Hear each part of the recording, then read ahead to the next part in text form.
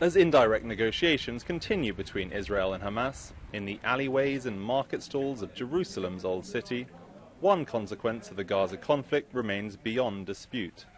Tourism here has been devastated. How many customers do you have at the moment? At the moment, zero. None. My guide to the city, Doron Yosha, runs a small touring company for those visiting Jerusalem from near and far. During better times, his clientele ranges from day-tripping Israeli couples to large groups from China. If someone's calling us, so we just want to cancel. The latest round of conflict in Gaza has impacted the entire tourism trade, one of Israel's largest economic drivers. We are talking about close to 4 million tourists coming to Israel.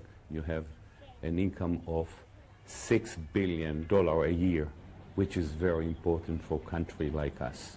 This year, instead of the 4 million visitors to Israel that operators expected, it's predicted that number will fall to 2.8 million, with far-reaching effects.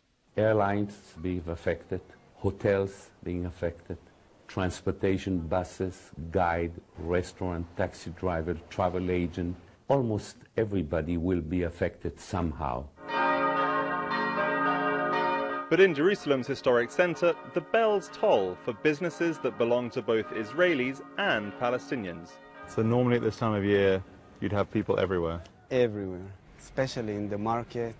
While Israeli citizens demand answers from their political leaders, many Israeli workers require assurances from their bosses. I have to show my employees that they're working in a good place and I can provide them salaries and jobs. And if some war came, I don't tell them, go home, you don't have work.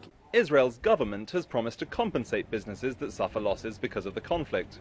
But for many here, any loss of income is nothing compared to the loss of life. We need a proportion here.